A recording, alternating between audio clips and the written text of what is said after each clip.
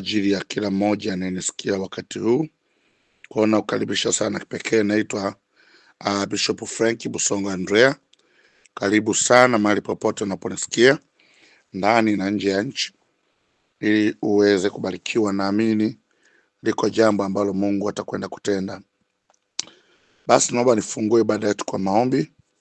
Baba Mungu wa mbinguni, katika jina la Yesu, ninakushukuru Mungu kwa neema ambayo umenipatia wakati huu niweze kuongea pamoja na watoto wako, niweze kunena mapenzi yako juu ya watu wako. Baba, ninaomba kwa neema yako na mkono wako uliodari uweze kutupigania na kutusaidia kwa ajili ya kuwa huru na kufanikiwa na kufunguliwa kwa neema ya Roho wako Mtakatifu. Ninaomba ulibariki neno hili, naomba bariki kila mmoja ananisikia pande yote, likafanyike baraka katika jina la Yesu. Amen. Basi msikilizaji wangu, mwana wa Mungu, leo tunakwenda kuwa na maombi, na nitakuwa na mwongozo wa maombi kukuombea wewe na kuomba kwa ajili ya familia yako na kuomba kwa ajili ya ulinzi na kazi yako na mambo mbalimbali, na ninaamini kwa neema Mungu atafanya jambo. Lakini maombi yenyewe leo nataka wewe ni maombi ambayo ni maombi yaliyo katika mpangilio wenye mafunuo na maarifa ya kimungu. Kuomba sio tatizo, lakini kuomba kwa target ili upate matokeo, kuomba kwa maarifa na ufahamu ili uweze kupata matokeo.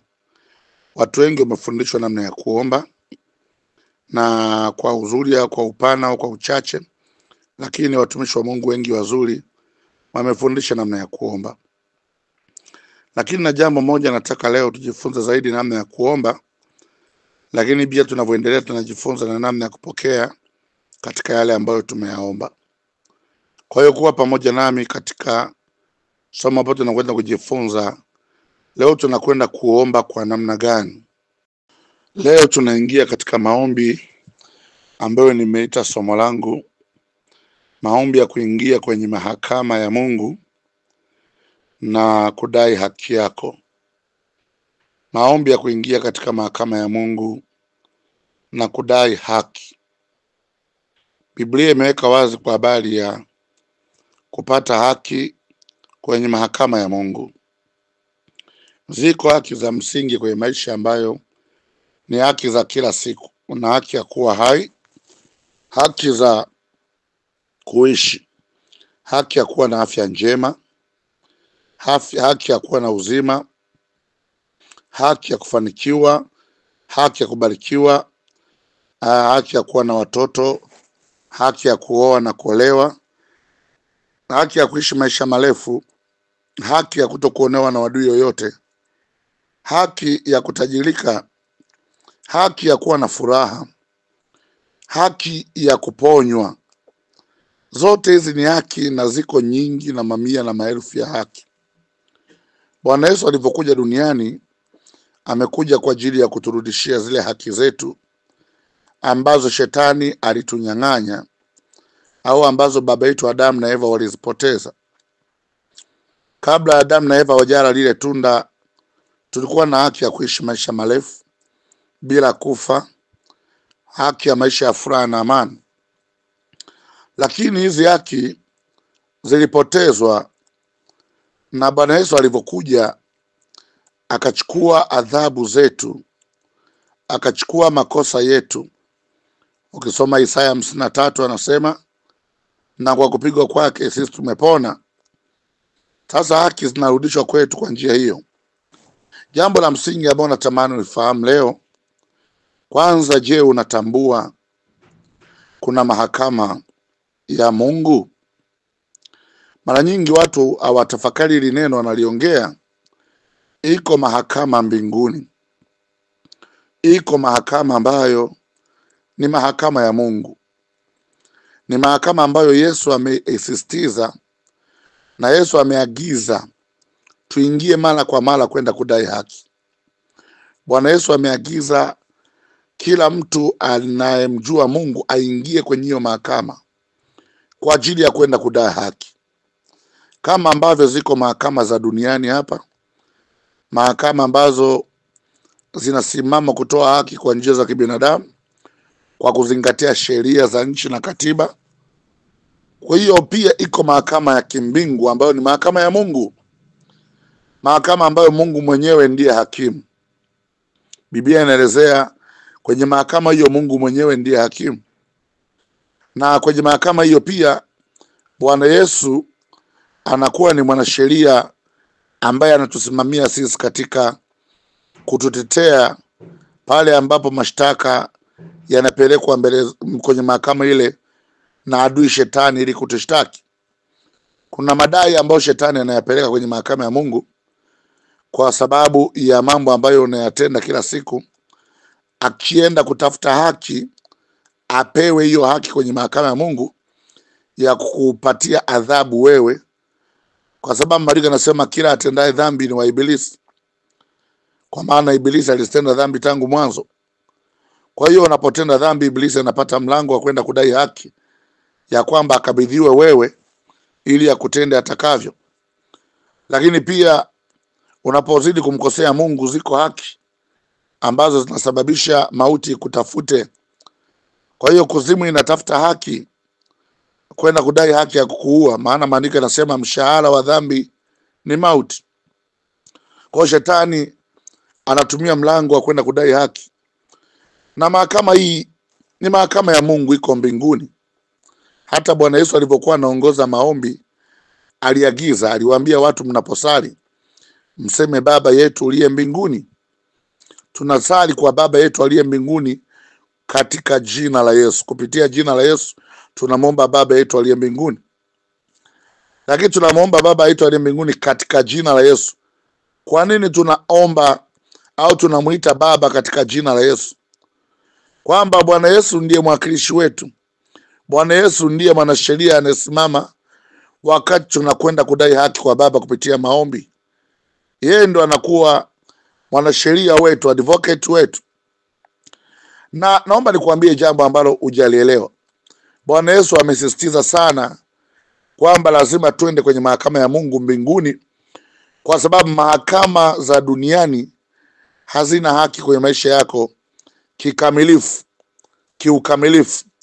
Haziwezi kutoa haki zingine. Kuna haki zingine hauwezi kuzipata kwenye mahakama za duniani. Kwa mfano, mahakama duniani haiwezi kukupa haki ya wewe kutokupagawa na mashetani. Haiwezi kukupa haki ya wewe kutokurogwa. Haiwezi kukupa haki ya wewe kutokutupiwa mashetani. Haiwezi kukupatia haki ya wewe kufunguliwa vifungo na kuwa huru vya kifungo vya rohoni. Inaweza kutoa haki kwenye mambo mengine ya kisheria za kibinadamu, lakini kuna mambo ambayo mahakama ya kidunia haiwezi. Sasa nataka leo mimi na wewe tutakapoenda kwenye maombi haya, ni maombi ya kwenda kudai haki mbele za Mungu kwa kufuata mahakama ya Mungu. Na nikuambie tu jambo hili. Shetani, Biblia inasema kila siku mchana na usiku yuko kwenye mahakama ya Mungu akipeleka malalamiko na mashtaka kwa ajili ya kutumaliza. Ukisoma Biblia utashangaa sana. Shetani yuko mahakamani usiku na mchana kwa ajili ya kupeleka mashtaka ya kwa watu wa Mungu waweze kuhukumiwa, watu wa Mungu, watoto wa Mungu wafe, wanadamu waangamie. Yuko mbele za Mungu mchana na usiku akiwashtaki wateule wa Mungu. Unaona kitabu cha Ufunuo ile sura ya 12, Biblia inasema ule mstari wa 10, Ufunuo 12, nikasikia sauti kuu mbinguni ikisema, sasa kumekuwa wokovu na nguvu na ufalme wa Mungu wetu na mamlaka ya Kristo wake, kwa maana ametupa chini mshtaki wa ndugu zetu. Mshtaki wa ndugu zetu. Hawa ni malaika wanaongea. Wanasema furahieni huko mbinguni. Hawa ni malaika wanafurahia. Wanasema ametupa chini mshtaki wa ndugu zetu. Sisi ni ndugu zao malaika. Wanasema shetani ametupwa. Shetani alikuwa anawashtaki ndugu zao malaika ambao ni sisi. Yeye awashtakie mbele za Mungu mchana na usiku. Kwa shetani anaingia kwenye mahakama ya Mungu, mbele za Mungu, mchana na usiku. Anatushtaki sisi wanadamu, sisi ambao ni ndugu zake na malaika, ndugu zao na malaika watakatifu. Malaika wanashangilia kwamba shetani ametupwa chini, yeye ambaye kazi yake ni kutushtaki, kuwashtaki watu wa Mungu mbele za Mungu mchana na usiku. Naomba tuangalie maandiko matakatifu, kitabu cha Luka ile sura ya 18. Bwana Yesu anatuonyesha na ameongea katika maandiko haya umuhimu wa kuingia kwenye mahakama ya Mungu kwa ajili ya kwenda kudai haki. Maana nasema duniani hapa mahakama hazina haki ambazo unaweza kuwa unazipambania za kiroho. Luka 18 mstari wa kwanza. Haya ni maneno ya Bwana Yesu mwenyewe. Anasema kuanzia mstari wa kwanza mpaka ule mstari wa 8. Akawaambia mfano ya kwamba imewapasa kumwomba Mungu siku zote, wala msikate tamaa. Imewapasa kumwomba nini? Mungu. Sio siku mbili, sio Jumamosi tu. Hapana, siku zote, wala msikate tamaa. Akasema palikuwa na kadhi au hakimu. Neno kadhi ni hakimu, judge. There was the judge in a certain town. Palikuwa na hakimu katika mji fulani, hamchi Mungu wala hajali watu. Sifa za huyu jaji, kwanza hamchi Mungu, lakini pia hajali watu.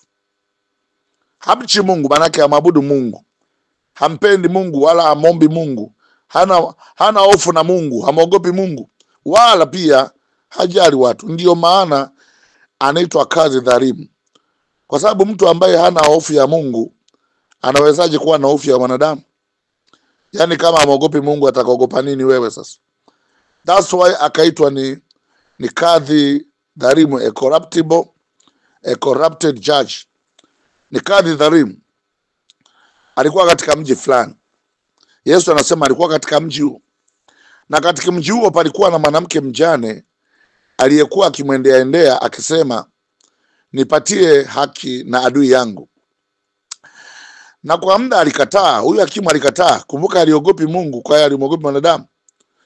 Halafu akasema moyoni mwake, huyu hakimu akasema moyoni mwake, ijapokuwa simchi Mungu wala sijali watu, lakini kwa kuwa mjane huyu ananiudhi, nitampatia haki yake, asije akanichosha kwa kunijia daima. Bwana akasema, sikizeni asemavyo yule kadhi dhalimu. Yesu akasema, sikizeni maneno ya kadhi dhalimu. Maneno ya kadhi dhalimu aliposema kwamba japokuwa mwanamke huyu ananisumbua na kunijia na mimi simwogopi Mungu, ila kwa sababu amekuwa anakuja mara kwa mara kutaka haki. Japo sasa hivi kuna watu wanahubiri amani, lakini hapa inatafutwa haki. Huyu mama alikuwa anakwenda kutafuta haki. Bwana akasema, sikizeni maneno ya yule kadhi dhalimu. Ni kadhi dhalimu alivyokuwa anasema yale maneno. Mstari wa 7.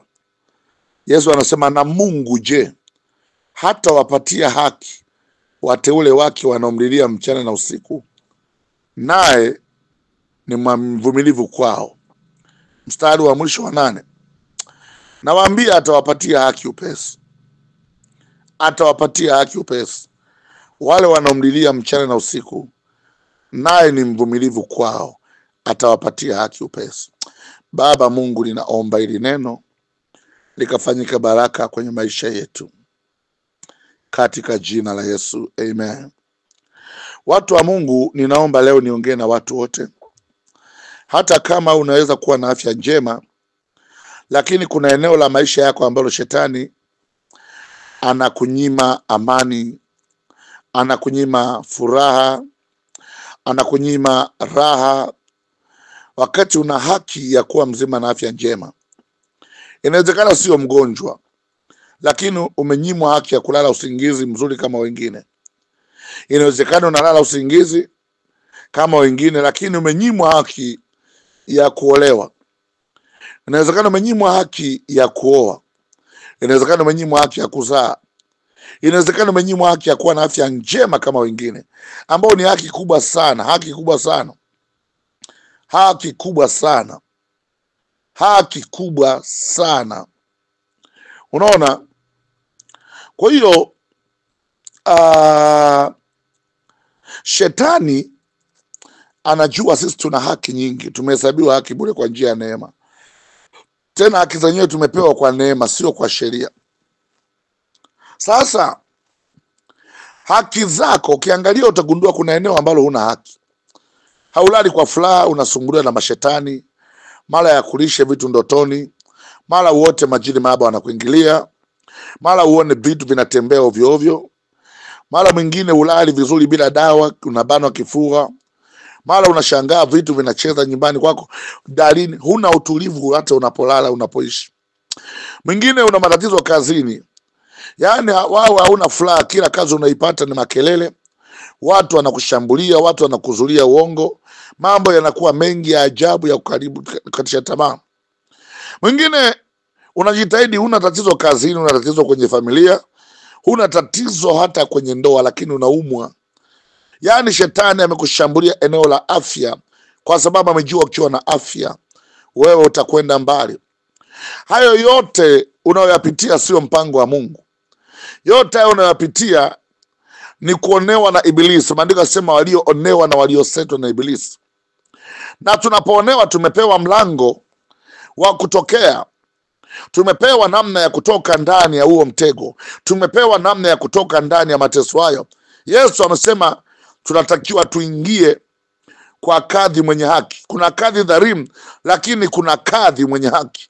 Judge, Mungu mwenye haki, ambaye amesema tukimwendea tukamlilia mchana na usiku, yeye ni mvumilivu kwetu, atatupa haki yetu upesi.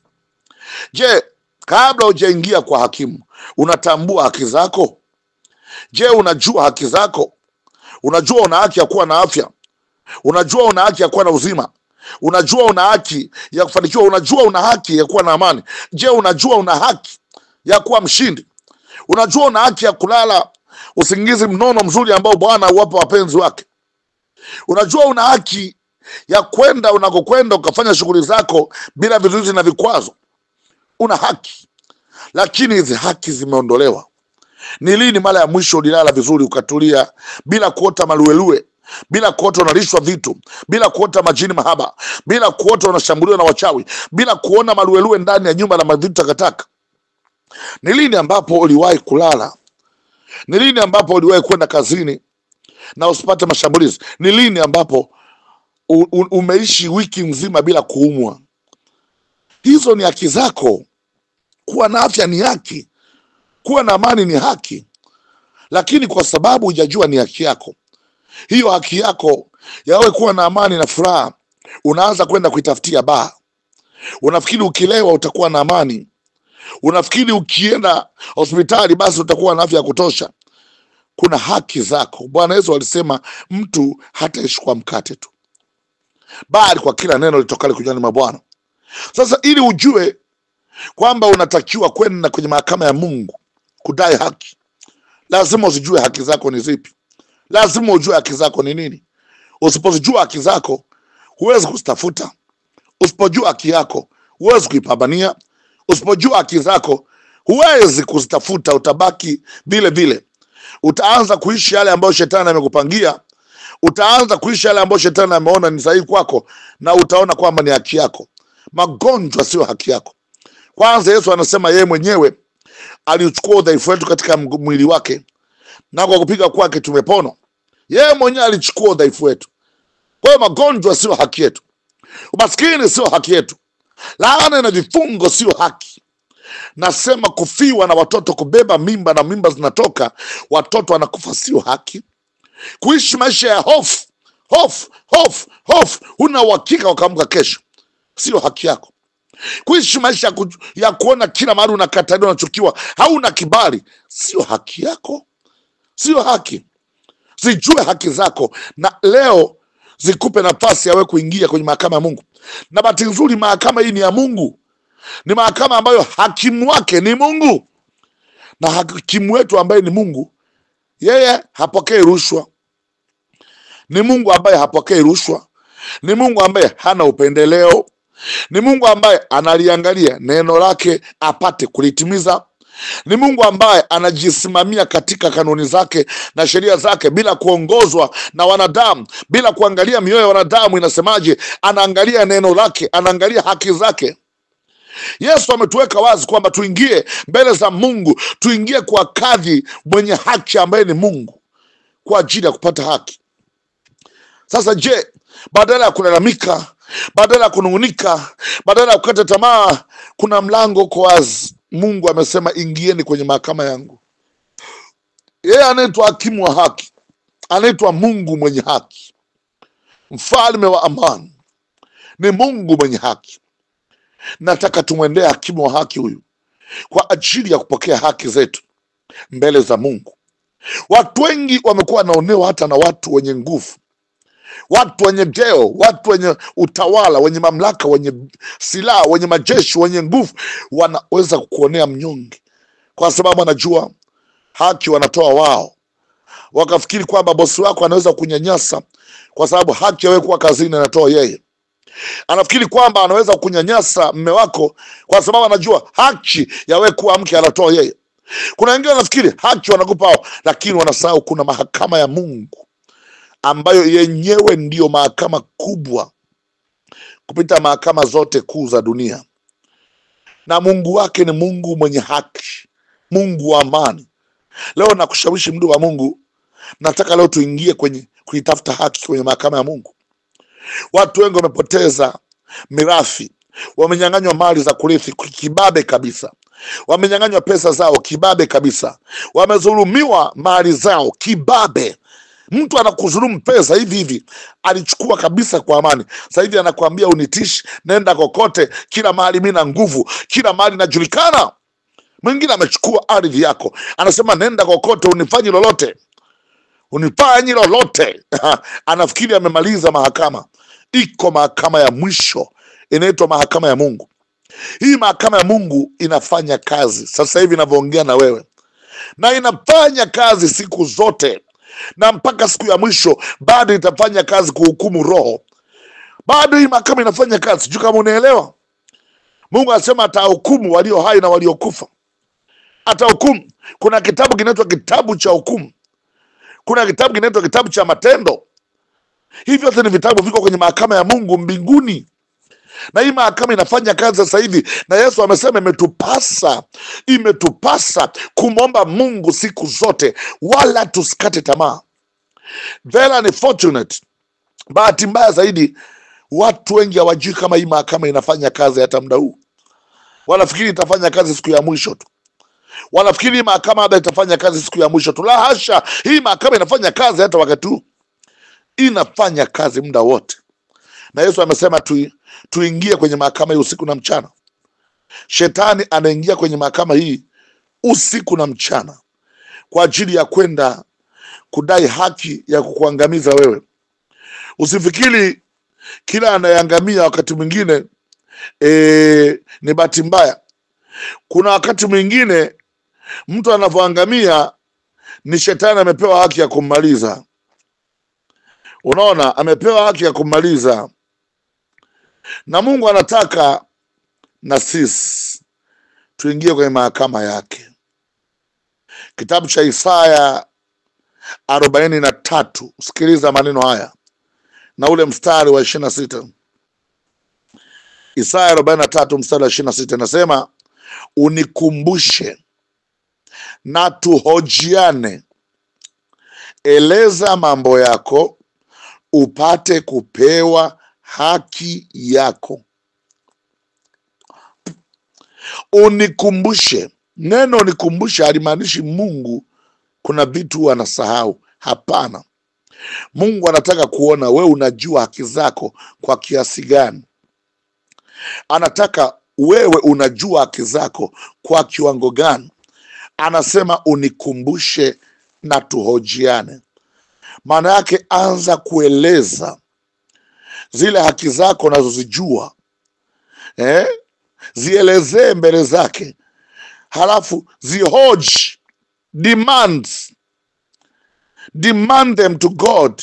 You have to require from God. Zielezee. Anasema eleza mambo yako. Baada ya kutumia zile haki zako, eleza mambo yako, upewe haki yako. Nikumbushe na tuhojiane. Oh my God. Isaya 43:26. Nikumbushe na tuhojiane. Eleza mambo yako upate kupewa haki yako. Je, unajua kuishi ni haki yako? Je, unajua kuwa na afya ni haki yako? Je, unajua wewe kuwa salama na watoto wako ni haki yako? Je, unajua kuwa huru ni haki yako? Do you know that? Do you not be free is your right? Sasa leo anaposema unikumbusha, haimaanishi Mungu anasahau. Hapana. Mungu anataka asikie unajua vifungu vya sheria, unaijua kweli na unajua haki zako, ndipo ueleze mambo yako, upewe haki yako. Bahati mbaya sana watu wengi wamekuwa wakiingia mbele za Mungu, wanakwenda kutafuta huruma badala ya kutafuta haki. Wanakwenda kutafuta huruma badala ya haki. Unaambiwa tuende mbele za Mungu kwenye maombi, unaanza kulia tu. Unalia tu. Okay. Baada ya kumaliza kulia, Mungu atakuuliza unataka nini? Mtu analia alafu anamaliza pale anasema nilikuwa kwenye maombi. Unalia, umekuja mbele za Mungu. Imagine umeenda mbele ya baba yako, halafu kafika unalia tu bila kueleza chochote ukaondoka. Anafika hapa anasema huyu amekuja analia tu, labda anataka faraja. Kwa hiyo unajikuta umetoka na moyo uliopata faraja, lakini sio matokeo. Umeingia kwa kulia tu, lakini umeondoka na faraja. Unajisikia amani, lakini hakuna kilichobadilika. Hakuna kilichobadilika. Roho Mtakatifu anakufariji, labda umehitaji tu kupata faraja. Lakini mtu anajitambua anapoingia mbele ya jaji, anapokwenda kudai haki. Kwa nini tunakwenda polisi? Tunakwenda polisi kupeleka mashtaka yetu ili tupelekewe mahakamani tuweze kudai haki zetu. Mtu akikupiga akakuonea, unakimbilia polisi, maana ndio mlango wa kwenda mahakamani, kwamba amenipiga, amenidhuru, amenijeruhi, amenidhalilisha, amenionea, nataka haki. Haki itendeke. Kwa vile amenitendea hivi, sheria inasemaje mtu amenitendea hivi? Kwa hiyo mtu wa Mungu, mahakama ya Mungu inasema unikumbushe na tuhojiane. Eleza mambo yako na upate kupewa haki yako. Kuna mambo mengi ambayo umeyaombea sana, na mengine umeombewa, na umeombewa sana sana sana sana. Lakini ninaomba leo uingie kitofauti kwenye maombi. Leo nataka tuingie kwenye kudai haki. Leo nataka tutaingia kwa kanuni za haki. Usiende kutafuta huruma, nenda katafute haki. Ninampenda mwanasiasa mmoja yuko mahakamani kule. Wakasema anatafuta huruma za judge. Akasema mimi sitafuti huruma, mimi nimekuja kutaka haki. Sijaja kuomba huruma hapa. Sipo kwa ajili ya sympathy, nipo kwa ajili ya haki. Na Mungu, mara nyingi watu wengi wameenda mbele za Mungu kutafuta huruma.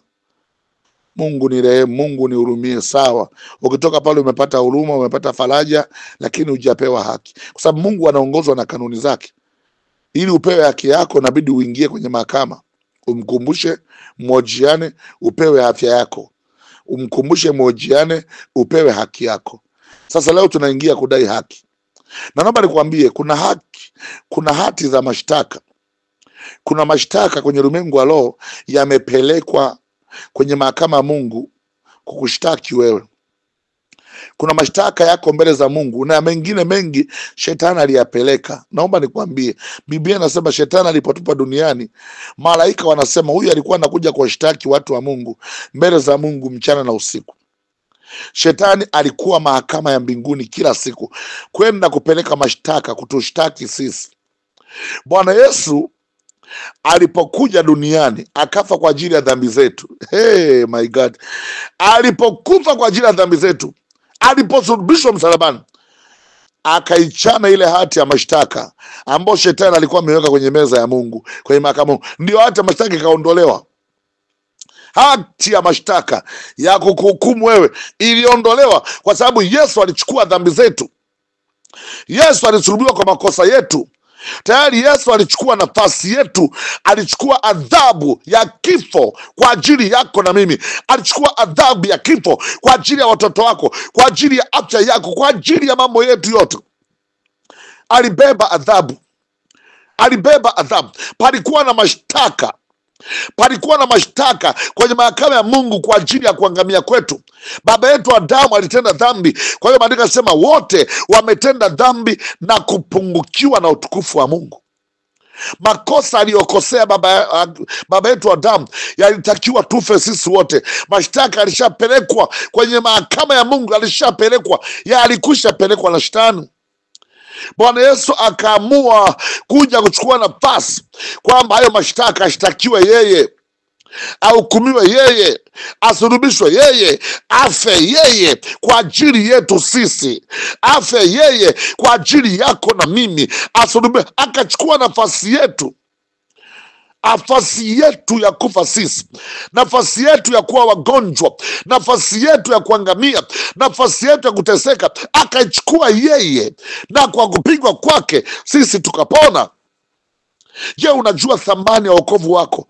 Unajua thamani ya wokovu wako? Ni Bwana Yesu aliionyesha alipokuwa msalabani. Yale mashtaka shetani alitaka yaendelee kubaki vile vile. Yesu mpaka anakwenda msalabani, mpaka anakufa, alikwenda akaiondoa ile hati, ikaondolewa. Yale mashtaka yakaondoka kwenye mahakama ya Mungu, yakavunjwa. Baada yakawekwa msalabani pale, kwamba tayari kuna aliyekufa kwa ajili ya dhambi hizi, kuna aliyekufa kwa ajili ya magonjwa, kuna aliyekufa kwa ajili ya mateso. Yani yale mashtaka yakaonyeshwa na ushahidi ni msalabani, kwamba huyu aliyekufa msalabani amebeba laana, amebeba magonjwa za ulimwengu, amebeba vifungo vya ulimwengu, amebeba aibu ya ulimwengu, amebeba mauti ya ulimwengu, amebeba adhabu zote. Wakolosai ile sura ya 2 na mstari wa 14, the book of Colossians chapter 2 verse 14.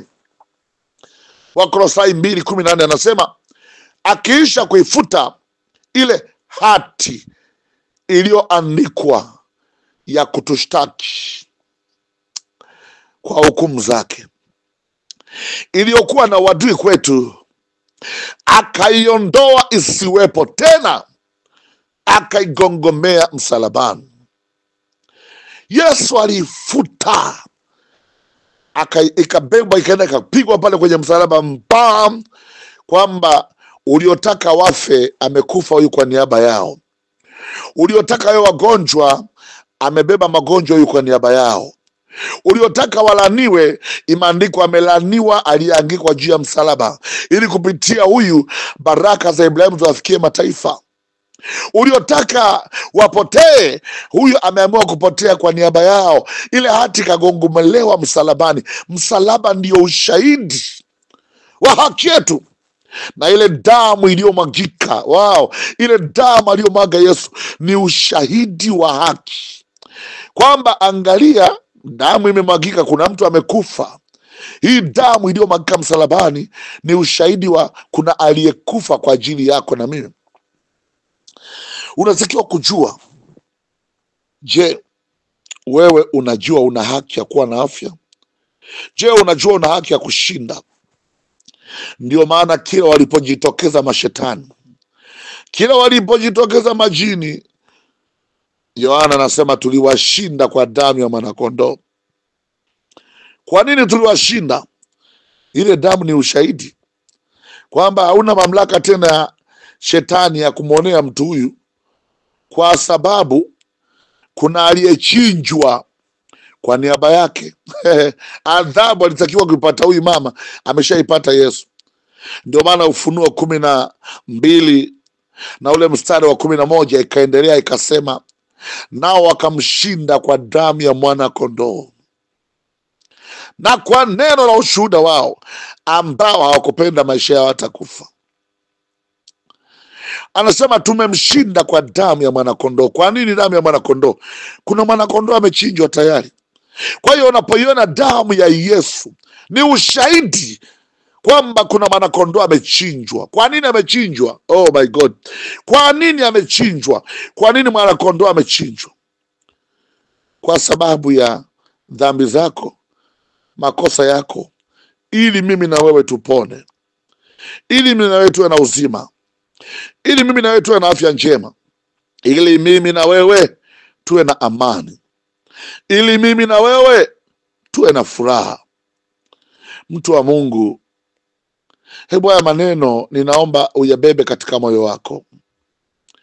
Ninaomba uyabebe katika moyo wako ukijua ya kwamba Bwana Yesu anakukumbusha jambo leo.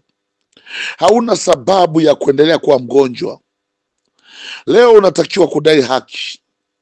Labda kama hakimu wa haki hayupo, kuna makosa ambayo umeyatenda wewe, lakini tunapoomba msamaha, Mungu anasema kama mashariki ilivyo mbali na magharibi, anazifuta dhambi zetu mbali nasi, unarudi kuwa mwenye haki.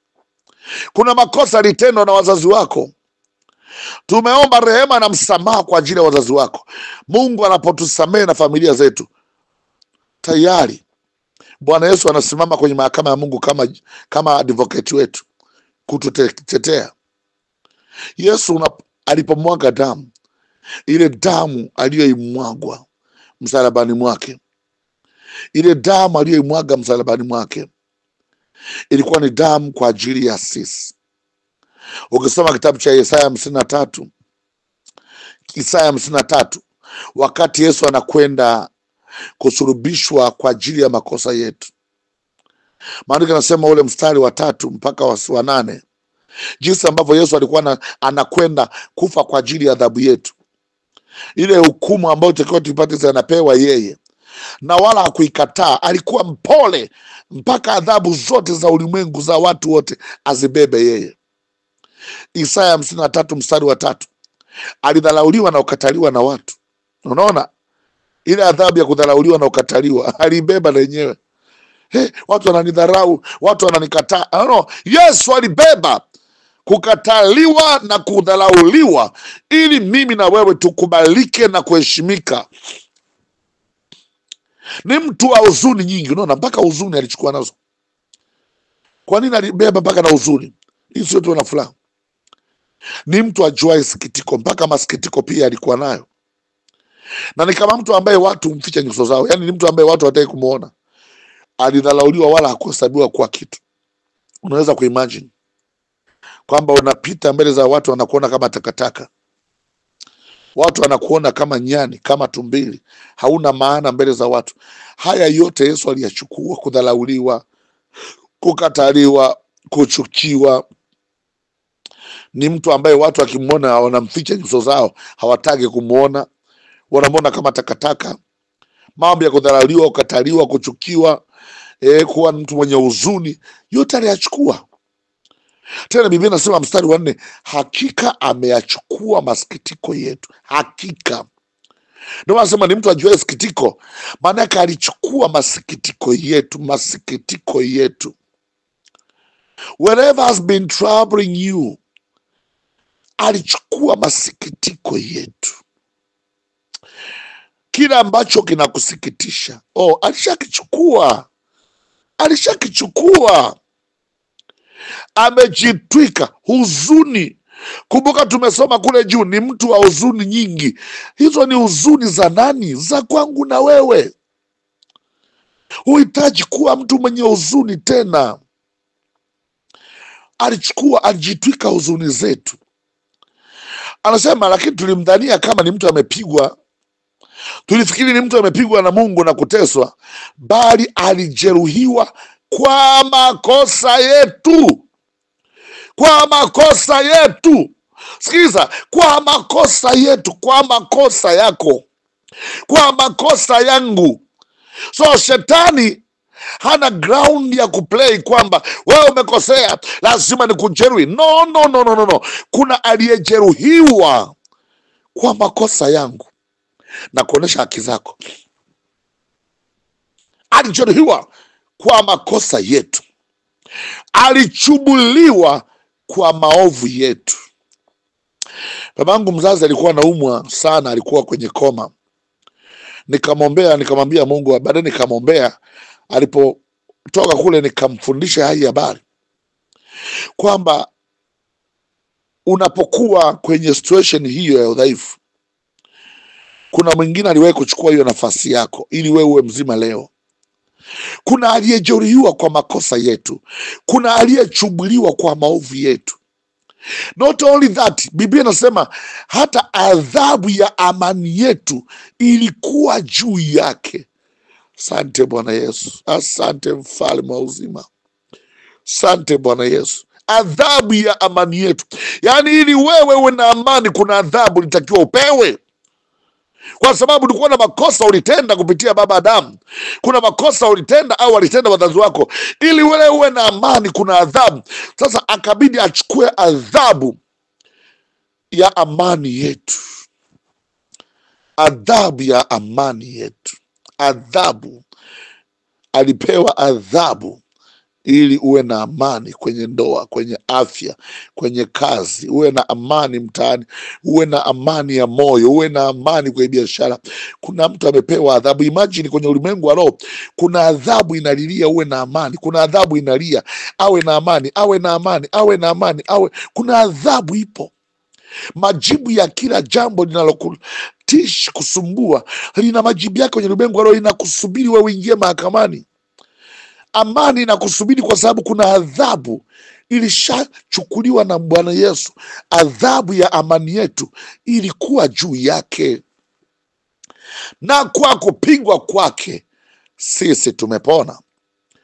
By his stripes we are healed. Hata kupona pia alipigwa. Kwa kupigwa kwake sisi tumepona.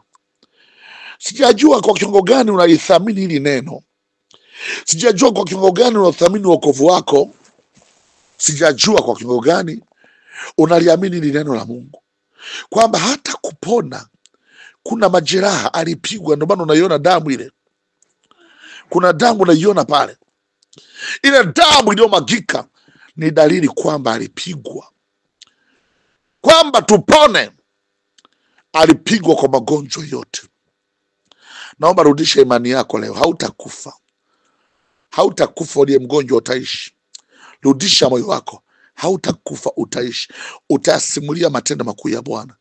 Na kuambia kweli, kuna uponyaji unalia kuja kwako, kwa sababu kuna adhabu ilishatokea, uponyaji ukaletwa.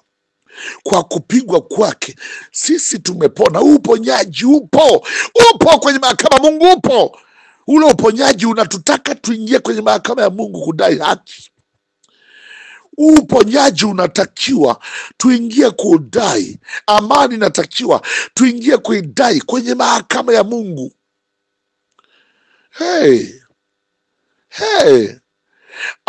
Haya yote alikuwaje? Kwa nini Yesu amedhulubiwa kwenye haya mambo? Isaya anatupa historia kwenye Isaya 53 ule mstari wa 6. Kwa nini Yesu amechukua adhabu hizi, na kwa nini sisi ni lazima tupokee amani baada ya Yesu kupigwa? Mstari wa 6 anatupa historia ya nyuma. Anasema sisi sote kama kondoo tumepotea, na kila mmoja wetu amegeukia njia yake mwenyewe, na Bwana ameweka juu yake maovu yetu sisi. Bwana judge, hakimu, ameweka juu ya Bwana Yesu maovu yetu sisi. Aliweka juu yake maovu yetu. Kwamba wewe ndio ulikuwa mezini, Yesu ndo akaitwa amezini. Wewe ndio uliiba, Yesu akaitwa ndio mwizi. Wewe ndio ulikuwa mgonjwa, Yesu akaitwa mgonjwa. Wewe ndio uliua, Yesu akaitwa muuaji. Maovu yetu akayaweka juu yake. Anasema mstari wa 7, alionewa lakini alinyenyekea. Alionewa, hakukosea. Ila ikabidi achukue adhabu ya uzinzi wako, achukue adhabu ya uchawi wako, achukue adhabu ya uuaji wako, achukue adhabu za ukoo wako, ikabidi achukue adhabu za uganga wako. akachukua adhabu nyingi. Maovu yetu Mungu akayaweka juu yake.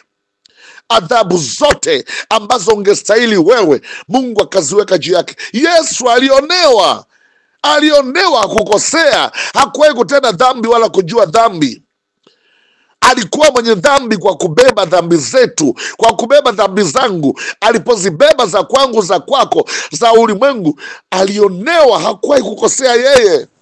Mimi na wewe tumekasirika, tumekosea, tumegombana, tumezini, tumetukana, tumelewa, tumeabudu sanamu, tumeabudu miungu, tumefanya uchawi na uganga, tumefanya matukio mabaya. Yesu akaonewa, akaambiwa beba. Wewe unataka kuwatetea, beba, kwenda nazo msalabani. Akasulubishwa, lakini alinyenyekea. Alionewa, lakini alinyenyekea, wala hakufunua kinywa chake. Ni kama mwanakondoo apelekwaye machinjoni, na kama vile kondoo anyamazavyo mbele ya wakatao manyoya yake.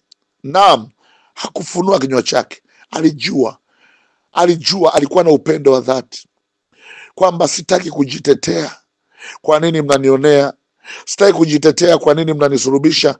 Hapana, nimeamua kumpenda huyu mama, nimeamua kumpenda huyu baba, nimeamua kumpenda huyu mtoto, nimeamua kumpenda huyu mzee, nimeamua kumpenda huyu kijana na binti, nimeamua kuwapenda watu hawa. Mungu anasema alitupenda upeo tulipokuwa tungali wenye dhambi, akaamua kuchukua adhabu zetu.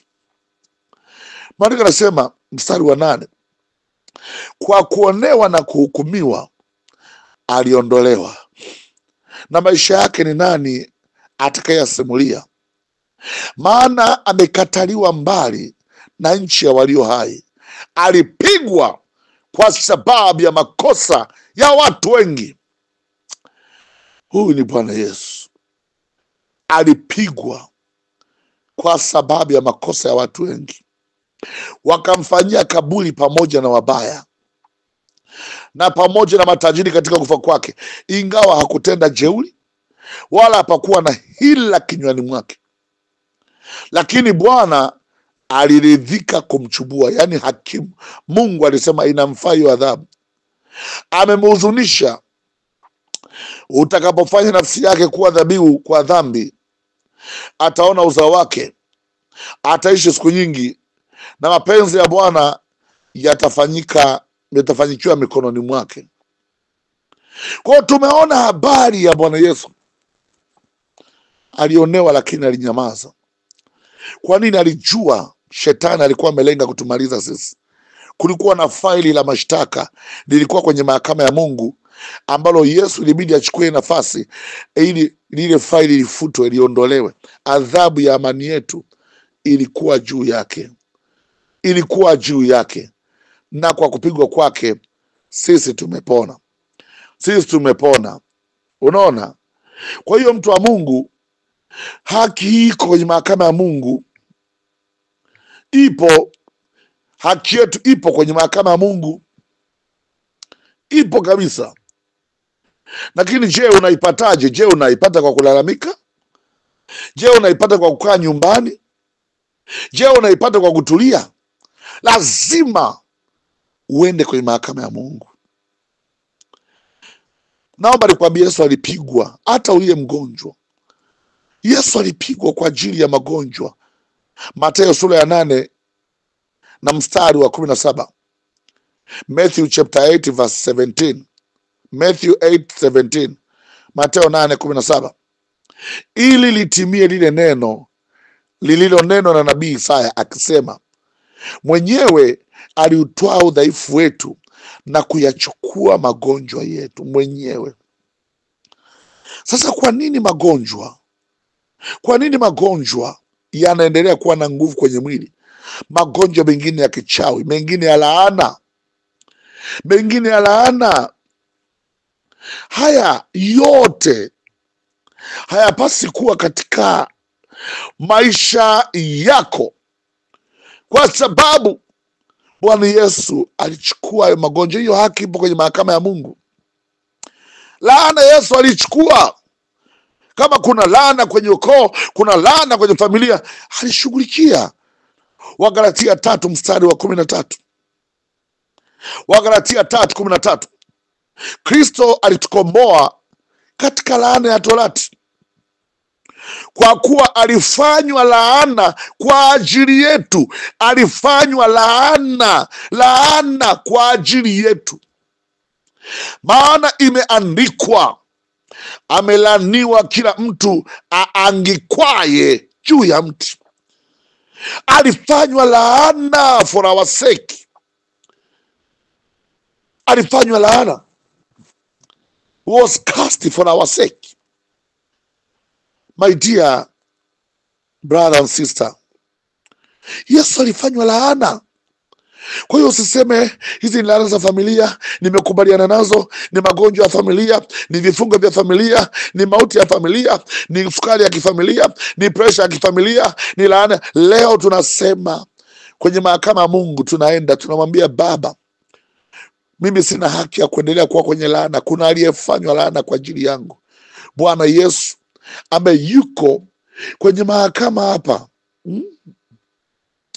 Wow.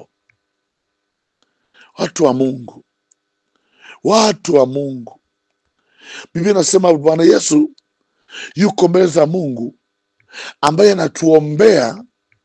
Maanake anasimama mbele za Mungu kutuombea sisi. Hebu nikuoneshe andiko la msingi sana. Waraka wa kwanza wa Yohana, ile sura ya 2 na ule mstari wa kwanza. 1 John chapter 2 and verse 1. 1 John 2:1. Waraka wa kwanza Yohana sura ya 2 mstari wa 4. Anasema, watoto wangu wadogo, nawaandikia mambo haya ili kwamba msitende dhambi. Na kama mtu akitenda dhambi, tunaye mwombezi kwa Baba, Yesu Kristo mwenye haki. In case it happens you did a mistake, you sin, ikatokea umekosea, anasema tuna Yesu yuko mbele za Baba mwenye haki. Mwenye haki yuko kwenye mahakama ya Mungu. Wakati shetani ameona umetenda dhambi, anakwenda kwenye mahakama ya Mungu kudai haki ya kukulipa. Mshahara wa dhambi ni mauti. Yesu anakushurutisha kwenye moyo wako, tubu, ungama, ili apate nafasi ya kuzuia. Yeye anaingia kwa Baba kutombea, anasema, Baba, ni kweli amezini, ni kweli aliua, ni kweli walikosea, lakini ameomba msamaha, na mimi nilipigwa kwa ajili yake. Anasema ni kweli alitoa mimba, alimwaga damu, lakini mimi nilipigwa kwa ajili yake, niliadhibiwa kwa ajili ya makosa yake.